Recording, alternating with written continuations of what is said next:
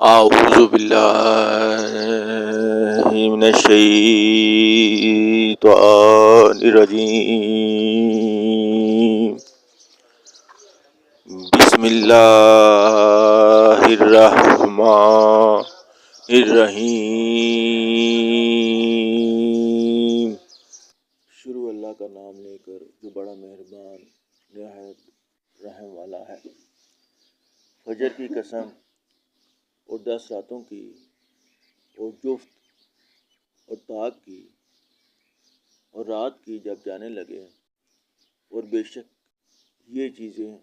عقل مندوں کے نزدیک قسم کھانے کے لائق ہیں کہ کافروں کو ضرور عذاب ہوگا۔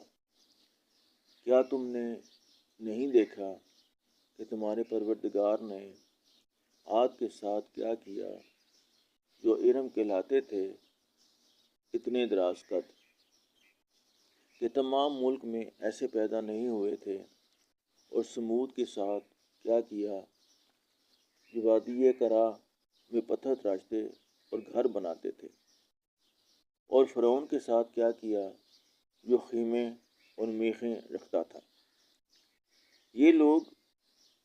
ملکوں میں سرکش ہو رہے تھے اور ان میں بہت سی خرابیاں کرتے تھے، تو تمہارے پروردگار نے ان پر عذاب کا کوڑا نازل کیا۔ بے شک تمہارا پروردگار طاق میں ہے، مگر انسان عجیب مخلوق ہے کہ جب اس کا پروردگار اس کو آزماتا ہے کہ اسے عزت دیتا اور نعمت بخشتا ہے تو کہتا ہے کہ آہا میرے پروردگار نے مجھے عزت بخشی، اور جب دوسری طرح آزماتا ہے کہ اس پر روزی تنگ کر دیتا ہے تو کہتا ہے کہ ہائے میرے پروردگار نے مجھے ذلیل کیا۔ نہیں،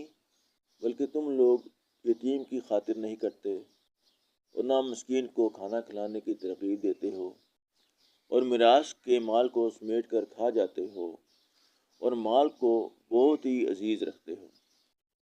تو جب زمین کی بلندی کوٹ کوٹ کر پست کر دی جائے گی اور تمہارا پروردگار جلوہ فرما ہوگا اور فرشتے قطار باندھ باندھ موجود ہوں گے، اور دوزخ اس دن حاضر کی جائے گی، تو انسان اس دن متنبہ ہوگا، مگر اب انتباہ سے اس فائدہ کہاں مل سکے گا۔ کہے گا کاش میں نے اپنی زندگی جاویدانی کے لیے کچھ آگے بھیجا ہوتا،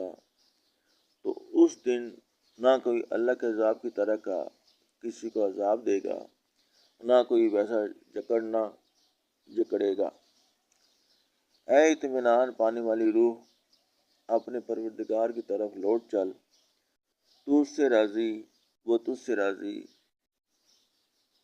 تو میرے ممتاز بندوں میں شامل ہو جا اور میری بحشت میں داخل ہو جا۔ آمنت باللہ صدق اللہ۔